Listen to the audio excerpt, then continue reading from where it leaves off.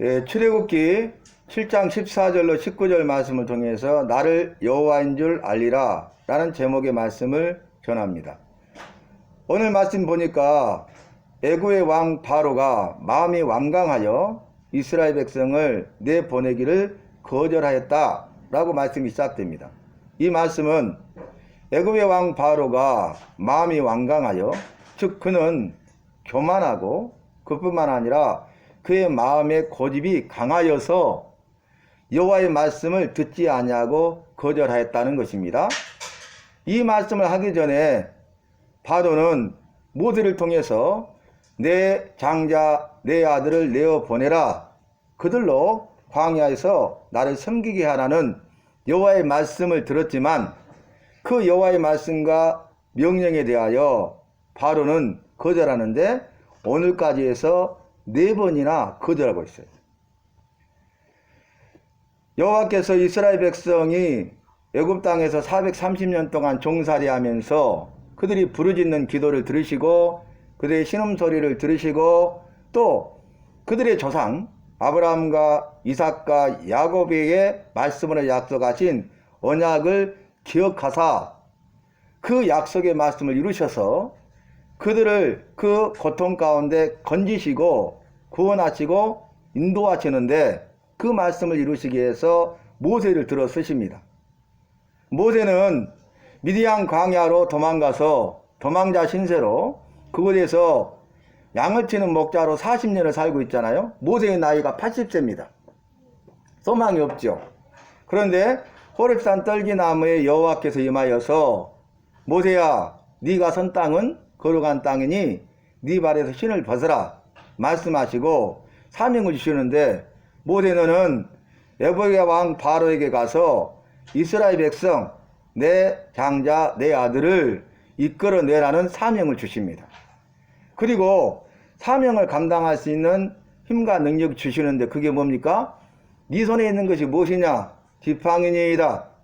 이 지팡이는 말씀드린 대로 모세의 지팡이죠. 40년 동안 양을 칠던 나무 지팡이입니다. 그런데 이 모세의 지팡이, 나무 지팡이에 여호와께서 함께 하시니까 그 나무 지팡이가 능력의 지팡이가 됩니다. 모세야, 그 지팡이를 땅에 던지라. 던져보니까 뱀이 되죠. 그 꼬리를 잡으라 하며 다시 지팡이가 되었어요. 그리고 네 손을 품에 넣었다가 내어보라. 나병이 발하죠. 문둥병. 또 넣었다가 내보라. 다시 성하여 볼리오살로 돌아갔다고 그랬잖아요. 그리고 나일강의 물을 떠다가 땅에 던지라. 그러면 피가 되리라.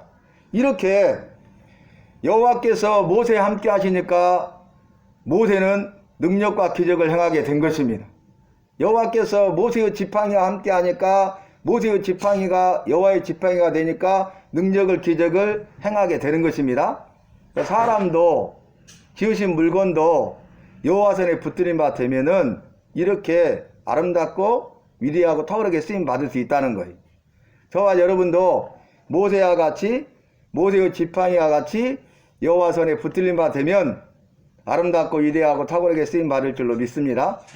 그래서 이 사명을 감당하기 위해서 바로에게 말을 했으나 바로는 그 말을 듣지 않는다는 것이죠. 또 말하기를 내 백성 이스라엘을 이제 보내서 그들로 광야에서 나를 섬기게 하라 하였으나 네가 그 말을 듣지 아니하였다.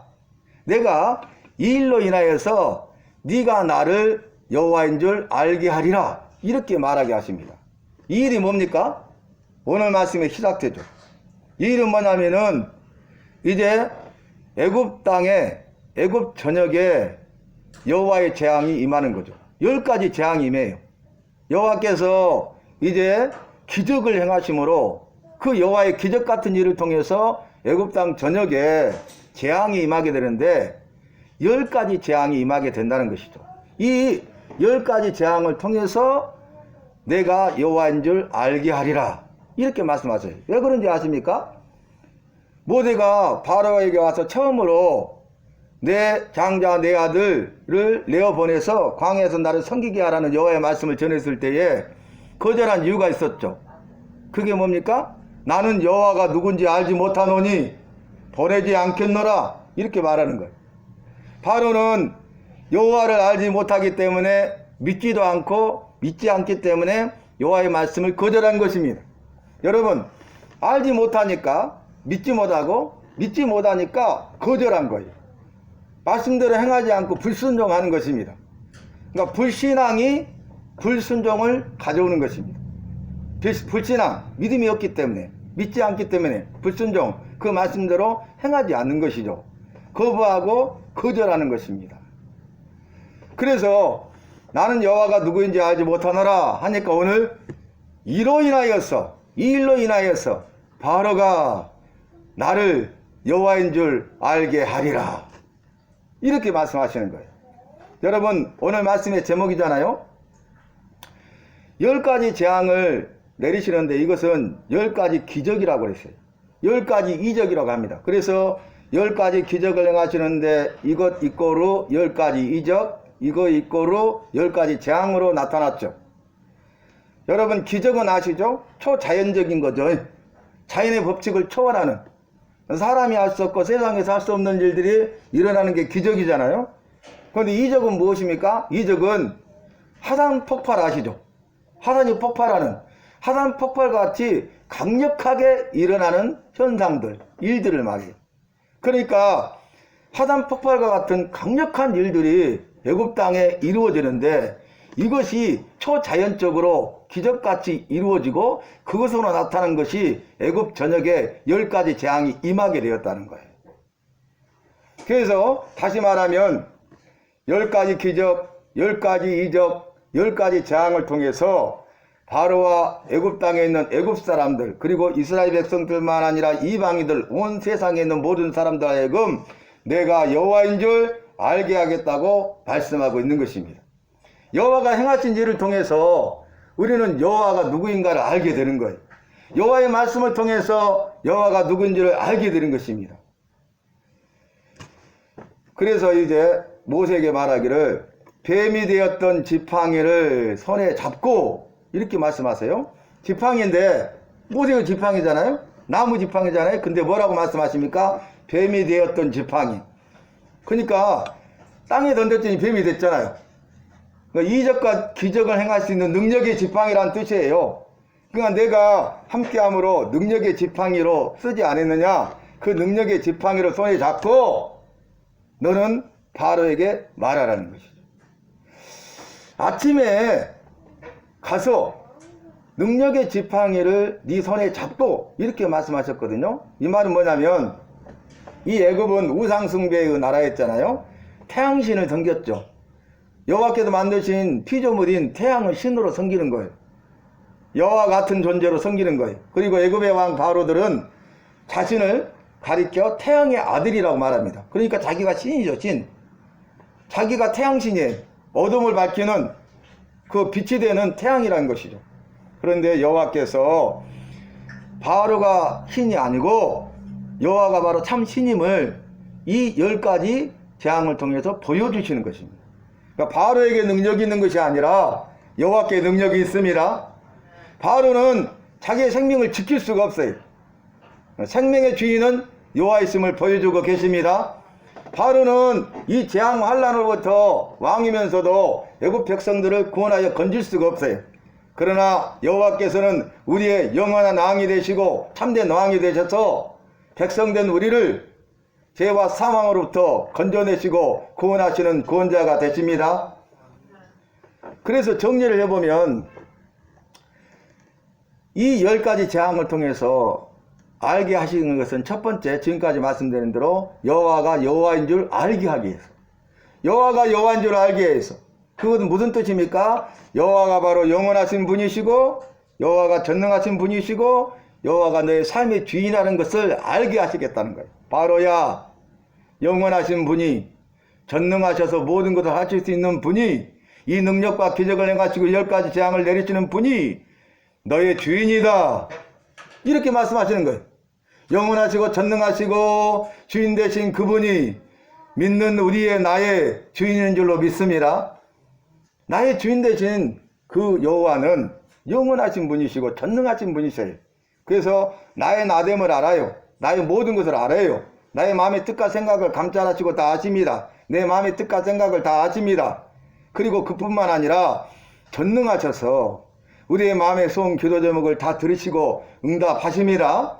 이스라엘 백성들의 부르짖음을 들으셨잖아요. 신음소리를 들으셨잖아요. 그리고 그들을 건져내고 구원하여 살려내신 것입니다. 출애굽기 40장 말씀을 한 문장으로 요약하는 말씀 우리가 살폈죠. 그게 뭐였어요? 여호와께서 보고 듣고 알고 내려와서 건져내고 인도하여 데려가신다. 그 말씀이잖아요. 이 말씀에서 핵심이 뭡니까? 건져내는 거예요. 구원한 거예요. 여호와께서 보고 들으셨어요. 그리고 보고 들은 대로 알고 계셨어요. 그러나 그들은 430년 애굽의 노예 생활에서 스스로 힘으로는 자신들을 구원해낼 수 없었죠. 그러니까 여전히 종으로 살고 있었죠. 그들의 문제를 해결할 수 없었죠. 그러니까 여호와께서 내려오셨어요. 개입하셨어요. 그래서 건져내신 것입니다. 내 삶의 문제를 해결하시는 분은 여호와십니다. 죄와 사망에서 우리를 구원하실 뿐만 아니라 우리의 마음의 소원을 이루시는 분도 여호와시고 우리의 기도를 들으시고 응답하시는 분도 여호와시고 병마 질고를 고치시는 분도 여호와시고 영육과의 모든 문제를 해결하시는 분도 여호와시고 내 가정과 자녀와 생업을 책임져 주시는 분도 여호와시고 내 앞길을 여시고 형통케 하시고 인도하시고 귀하게 복되게 하시는 분도 여호와시고 생명과 사망도 여호와께 속해 있고 복과 저주도 여호와께 손에 달려 있는 것입니다. 그걸 보여주죠. 그 다음에 두 번째 내용은 뭐냐면은 이제 나를 여호와인 줄로 알게 하리라 할 뿐만 아니라 여호와의 말씀은 반대로 이루어진다는 것을 보여주는 거예요. 여호와의 말씀은 반드시 이루어진다는 것을 보여주는 것이죠. 오늘 히브리 사람의 여호와가 이 말이 나오잖아요. 모세에게 애굽왕 바로에게 가서 먼저 말하되 히브리 사람의 여호와가 이렇게 말씀하셨나이다 라고 전하는 거예요. 히브리 사람, 이 히브리란 말은 무슨 뜻이냐면 강을 건너다 라는 뜻이에요. 강을 건너다. 창세기 12장 말씀 보면 여호와께서 아브라함을 믿음의 조상으로 부르지요.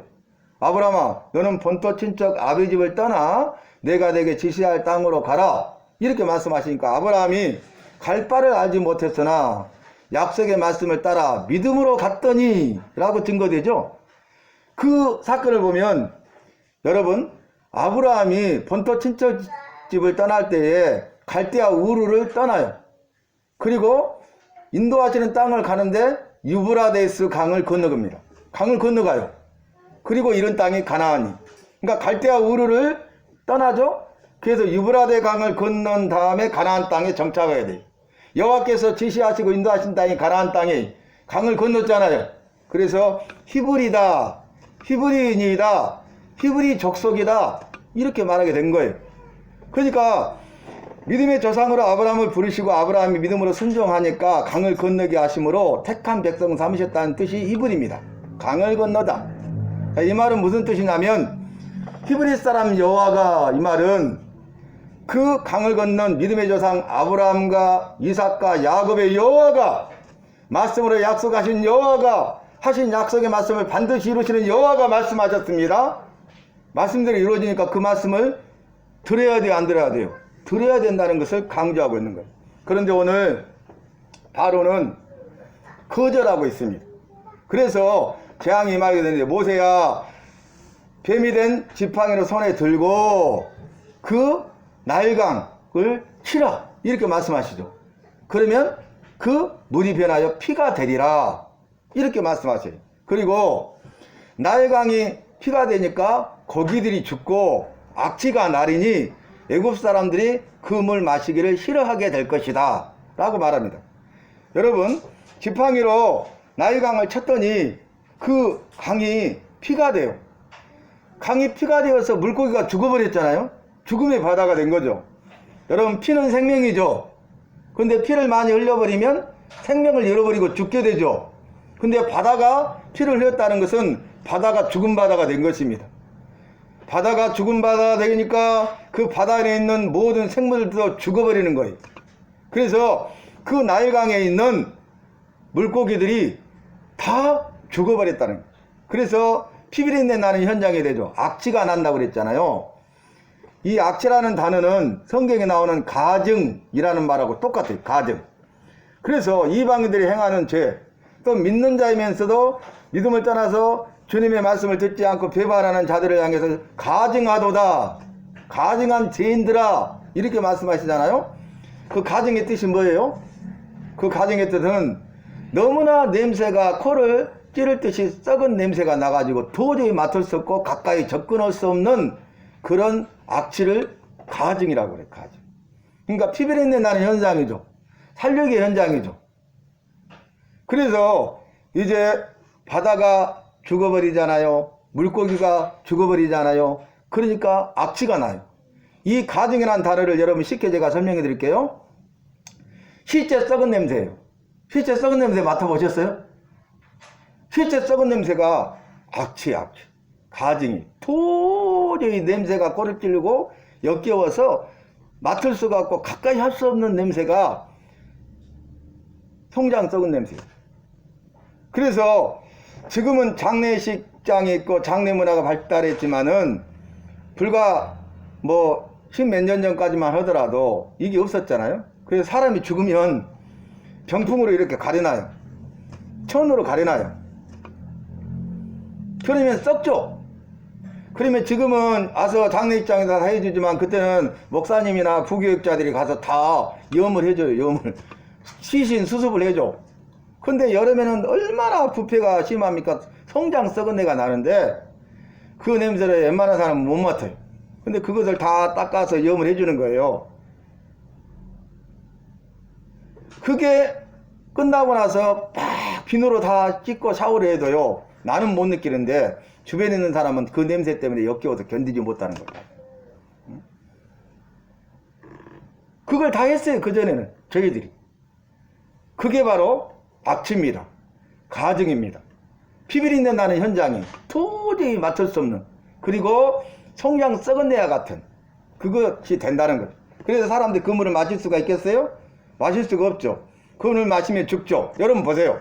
지금 바로가 여호와의 말씀을 거절하니까 내가 이 일을 행하여서 나로 여호와인 줄 알게 하리라, 이렇게 말하면서 이제 물고기들이 죽어버리잖아요.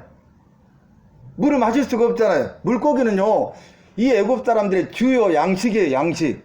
근데 양식이, 먹을 양식이 부족하게 된 거죠. 마실 물이 부족하게 된 거예요. 그래서 여러분, 물이 없고 양식이 없으면 죽잖아요. 생명을 잃어버리잖아요.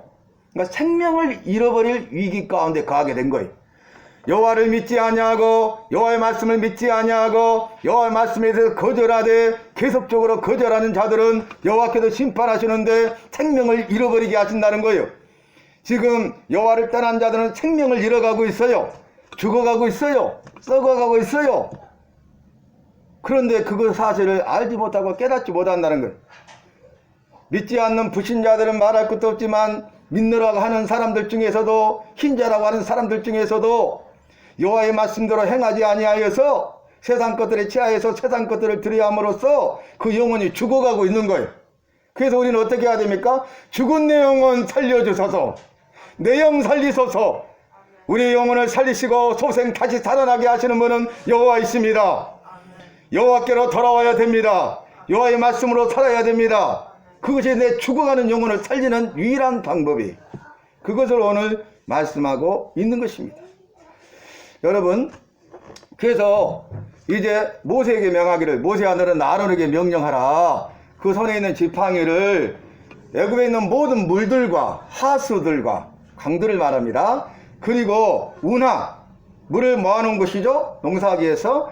그 다음에 더 나아가서 모든 못, 자연적으로 있는 조그마한 고여있는 물이 못이잖아요.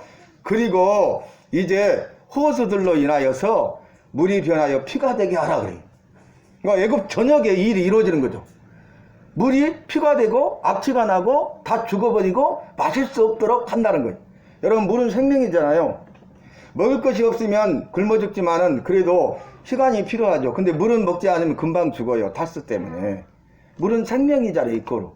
그런데 이 재앙이 임하게 된 것입니다. 그런데 봐보세요. 이 정도 되면 바로가 이제는 깨닫고 회개해서 순종해야 되잖아요.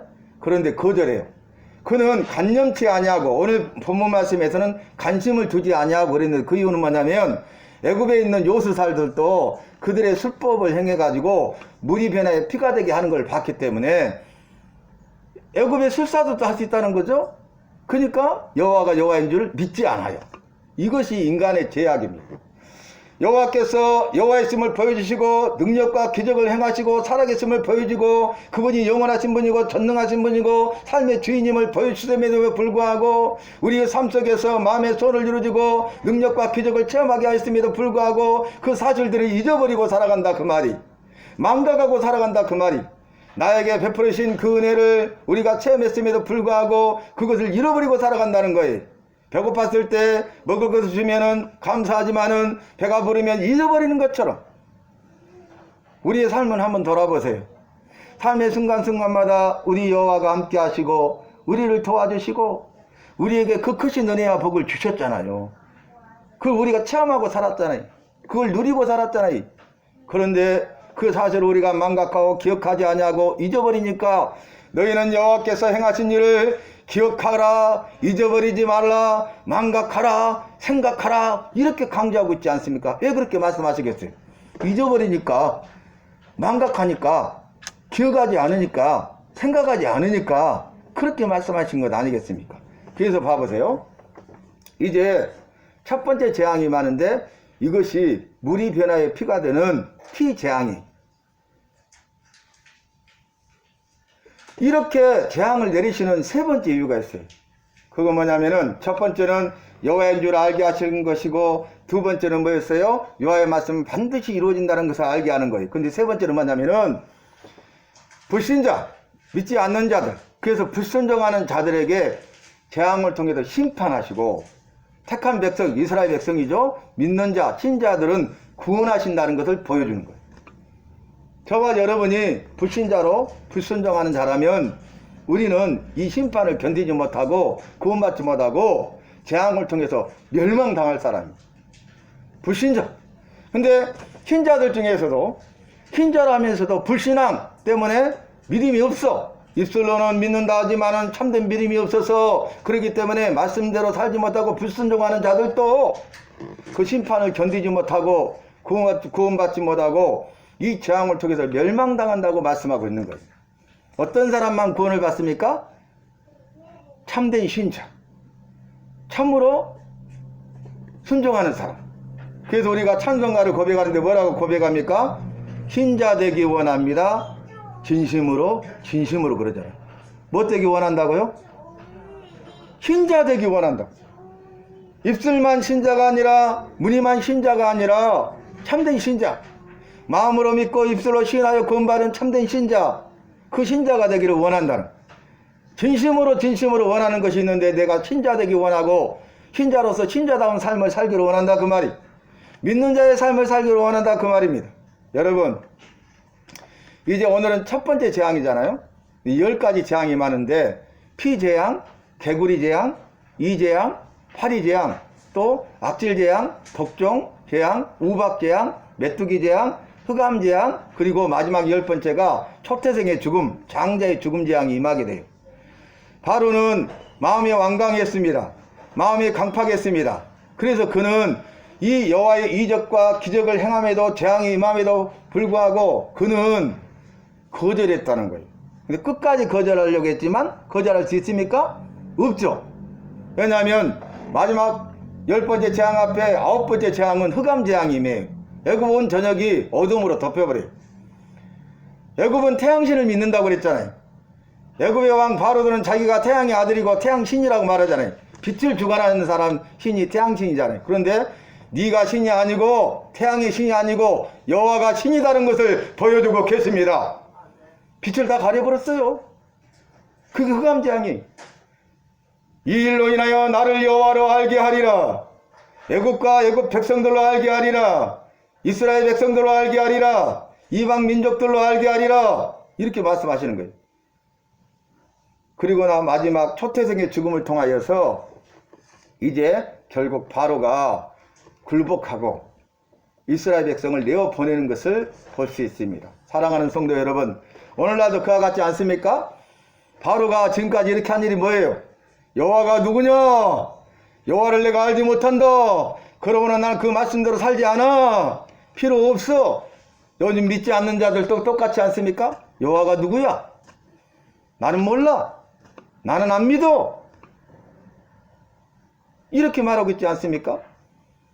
그런데 불신자들은 말할 것도 없지만 교회 다니는 신자 가운데 정말로 불신앙 때문에 구원받지 못하고 형벌을 면치 못하고 지옥 가는 일이 있어서는 안 되겠습니다. 특별히 우리 주님이 초청교회와 속한 모든 성도들 한 사람 한 사람은 다 구원받은 백성이 되어야 하겠습니다. 교회를 들어가며 나가며 말씀의 꼴을 받아먹고 우리 영육이 살찌고 우리 영혼이 다시 살아나고 소생되어야 될 줄로 믿습니다. 바로와 애굽의 백성들은 여호와가 누구냐? 그래서 여호와를 알지 못하고 그래서 여호와를 믿지 못함으로 여호와의 말씀을 믿지 않았어요. 그러나 이스라엘 백성들은 여호와가 누구인 줄 알았기 때문에 여호와를 믿고 여호와의 말씀을 믿어 그 말씀대로 행한 것입니다. 이 차이가 어디 있습니까? 여호와를 아느냐 알지 못하느냐에 달려있어요. 우리가 여호와를 모를 때는 자영자재하고 살았죠. 이와 똑같은 삶을 살았잖아요. 그러나 이제 여호와를 알게 됨으로 말미암아서 믿게 되고 믿되 입술로만 고백하는 것이 아니라 마음으로 믿고 입술로 시인하여 구원받았기 때문에 이제는 여호와의 말씀에 대하여 기쁨과 즐거움과 감사함으로 순종하는 것입니다. 날마다 저와 여러분은 예배로 승리하시고 말씀을 통하여서 우리의 삶을 세우고 믿음의 반석에 말씀의 반석에 든든히 세워서 이 어려운 험난한 세상을 살아갈 때 좌로나 우로나 초치지 말고 견고하며 흔들리지 말며 더욱 주의 일에 힘쓰는 자들이 되어서 승리하시고 주님이 주신 은혜와 복을 누리는 증공될 뿐만 아니라 구원의 은혜를 누리는 저와 여러분이 되시기를 예수님의 이름으로 축원합니다. 여호와 전능하신 주님 감사합니다. 여호와가 여호와이심을 믿습니다. 여호와의 말씀은 반드시 이루어짐을 믿습니다. 불신자로 구원받지 못하는 어리석음을 벗어버리게 하시고 불신앙으로 구원받지 못하는 어리석음을 벗어버리게 하시고 신자가 되고 믿는 자로서 기쁨으로 순종함으로 구원받은 백성의 삶을 살아가는 우리 모두가 되게 하여 주시옵소서. 예수님 이름으로 기도하옵나이다. 아멘.